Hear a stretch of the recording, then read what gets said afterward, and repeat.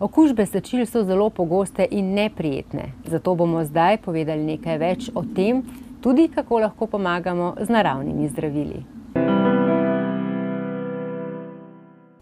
Zakaj se pojavijo okužbe sečil oziroma, kot rečemo, vnetje mehurja? Povzročitelji so največkrat bakterije in ko te bakterije vstopijo skozi sečnico v mehur, povzročajo seveda tam zaplete, vežejo se na steno sečil, ko se enkrat vežejo, se tudi razmnožijo in povzročajo te vnetne zagone. Tako da razlogi so večinoma bakterijski in seveda krajša sečnica pri ženski populaciji botruje temu, da je seveda teh težav znatno več pri ženskah kot pri moških. So pogoste?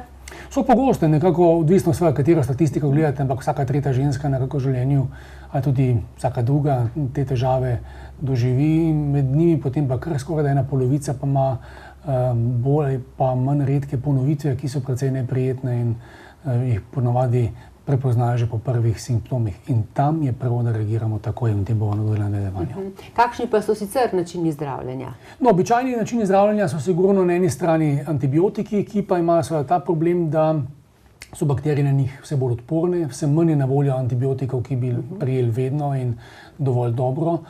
So pa seveda sestavni del prvih smernic, tudi uroloških. Seveda tisto, kar sami uporabljamo največkrat, različne čaje, ki delujejo diuretično, akvaretično, protivnetno, tukaj v ospredju zlata rozga, UV ursi. Veliko ljudi ne ve niti, da je UV ursi dober, ampak čaj, ki ga je treba z veliko previdnostjo jemati, kajti več kot nekaj dni na leto ni smiselno. Za jetra ni najenostavnejši, tako ob temu. Drugače pa seveda tudi brusnice, zelo znane, potem brusnice imajo svoj specifični učinek, ki pa ni tako širok, pa vendarle zelo dober v tem, da preprečujejo vezavo bakterij na steno sečil. Kaj pa kanefron?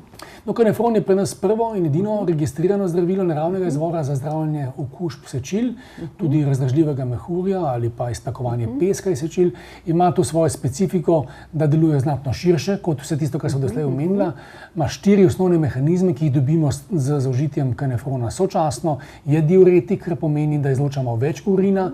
Pri okužbi sečil to pomeni, da izpiramo bakterije iz sečil intenzivneje. Preprečuje vezavo bakterij na steno sečil.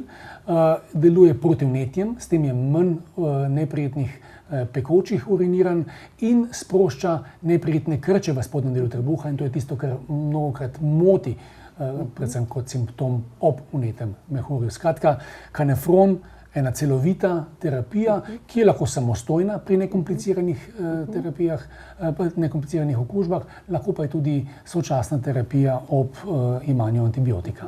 Je treba dolgo časa imati? No, za osnovno zdravljenje akutne vnetja sečil je to obdobje 10 dni. Zakaj to posebej poudarjam? Kajti običajno po 3-4 dneh so te simptomi mimo in vemo pa iz izkušenj, da je pogostokrat ob tem še vedno prisotnost bakterij v urinu, zato je smiselno daljše jemanje. Pakiranje kanefrona je za 10 dni in to je tudi obdobje jemanja. Pri kroničnih ponavljajočih se okužbah ali pa preventiva pred njimi, tam pa je seveda smiselno 12-tedensko oziroma 3-mesečno jemanje, ravno zaradi tega, da se seveda dobro preplakne sečila, da se preprečuje ponovitve, ponovno okužbe sečil in s tem delujemo dolgoročno preventivno.